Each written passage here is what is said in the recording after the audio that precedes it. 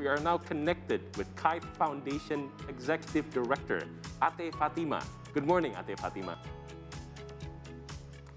Good morning. Thank you for having me. Thank you for joining us. So, right off the boat, let's go. What is the main objective of your foundation, the Kythe Foundation? Okay, thank you. First, I want to tell you the meaning of Kythe. Okay, we derived the meaning of Kythe from a Scottish word which means to manifest oneself through healing and simple sharing and togetherness. And if you see our logo, it is in the shape of a kite, and that's what we do.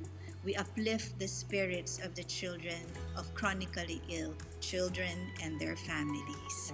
So we are partners with different Department of Health hospitals, and we provide psychosocial support through our flagship program called Child Life Services. All right.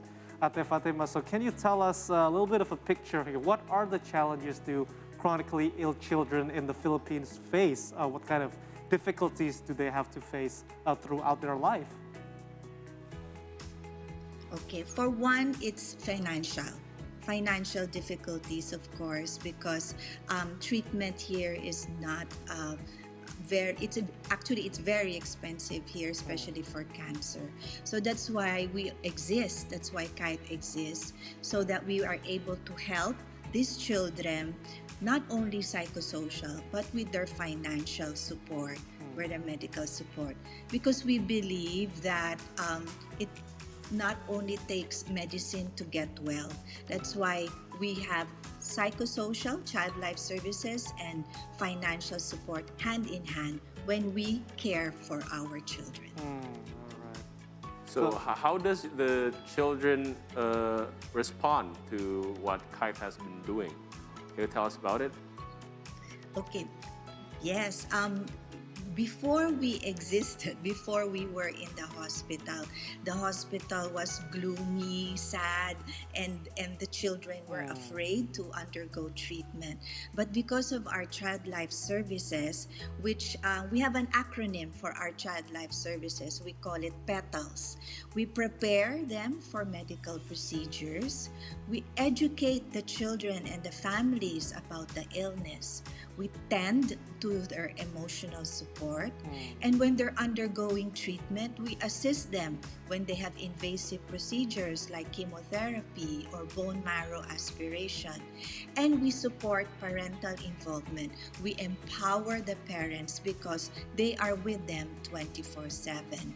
So when we came in, somehow the compliance of our children increased through medical procedure, and we made the hospital a happy place to be, so that their stay in the hospital they are able to cope well, and there is some sort of happiness in the hospital. Right. Okay, Ate Fatima, so I understand what you're saying, especially as children and family, that a hospital can be something very scary. Is that what has been making people not getting treatment because they are afraid of the financial burden and also the condition of a hospital? Is that the condition there? Yes, for one, it's information about cancer. Some do not understand what cancer is. So let's say they have a tumor. Sometimes, especially from the rural areas, they would go to their local folk doctors and they will not seek treatment because they think that it will go away. So unfortunately, when they come to us, it's already a big tumor, a big solid tumor. So that's one problem. It's information about what cancer is. And yes, second, financial. It's the poverty. So they cannot seek treatment. They cannot go to a cancer center because it will take money, it will take some effort and time off from their job to be able to go to a cancer center. That is why I'm happy to tell you that we were able to pass, a coalition of cancer advocates was able to pass the National Integrated Cancer Control Act in the Philippines. And this law will help cancer patients from womb to tomb That's right. for their treatment. All right. So just to give us a picture here, Ate Fatima, you've mentioned the financial burden for patients is quite high. If you put it in numbers, how much would a family have to Yes. spend for treatments in this case? Yes, I will base it on our PhilHealth package for leukemia, which is the number one cancer for children. It will take the patient about 500,000 pesos for 2-year treatment, for a 2-year treatment. Wow, that is a huge money. So you can just imagine. Yes, yes. So right now our survival rate is about 30%. So hopefully, because we are following the World Health Organization mandate of increasing it to 60%.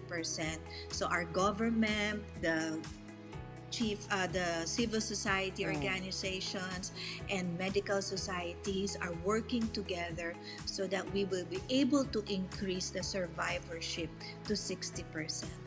So, Ate Fatima, how does a child can contact you? What's the application process like? Yes, so we are partners. We have a memorandum of agreement with partner hospitals. So we have now 10 partner hospitals.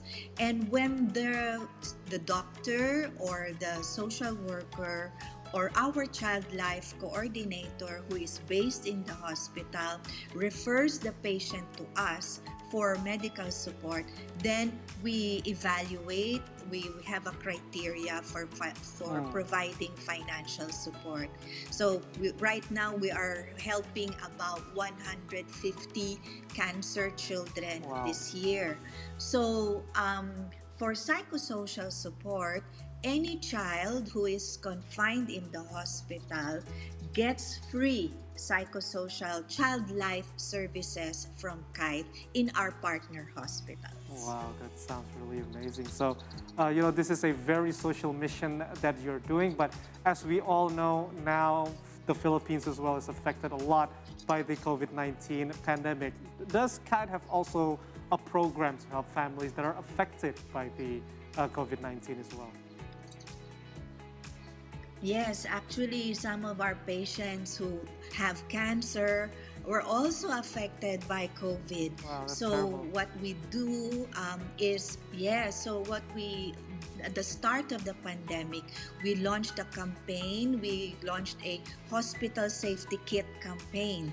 So we gather alcohol, face shields, masks, and all that for our hospital safety kits.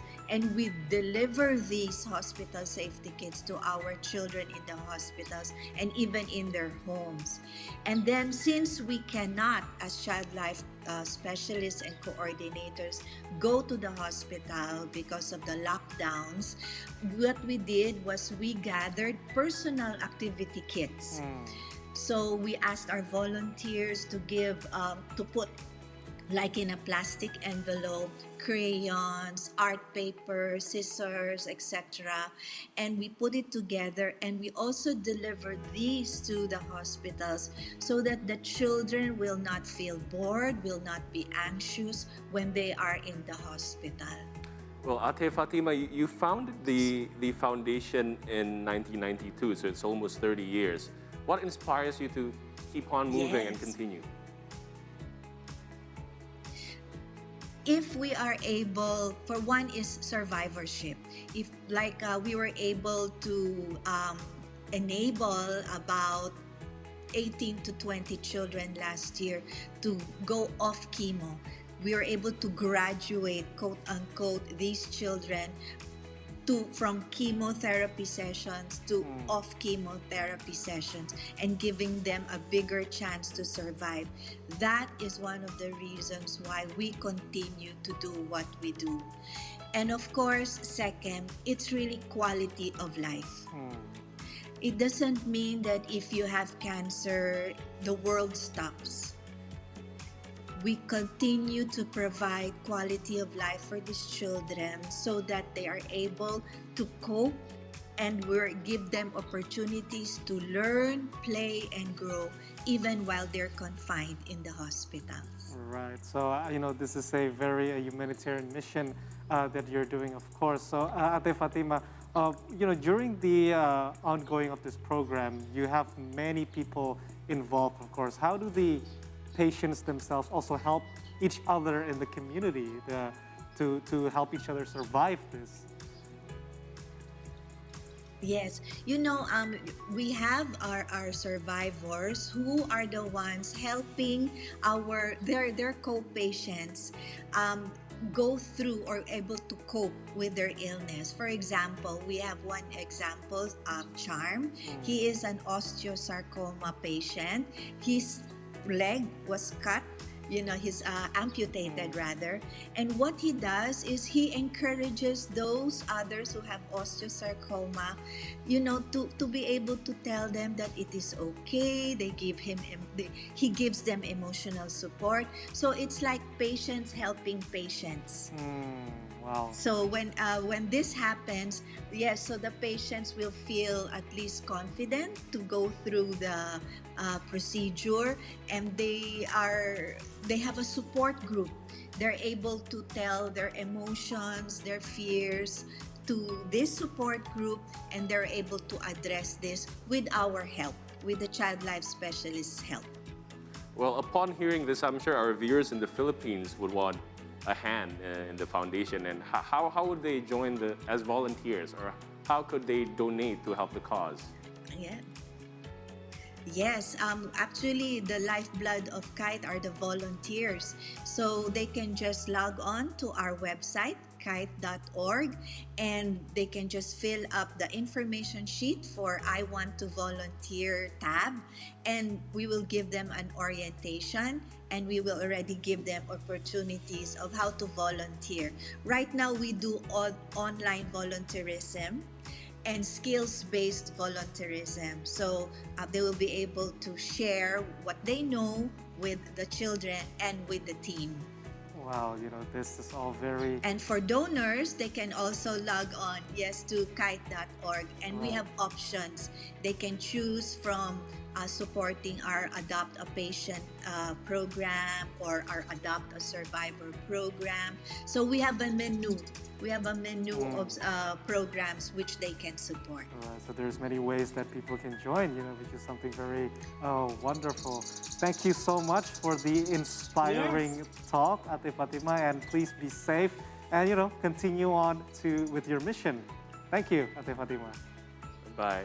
Have a safe one. Thank you so much.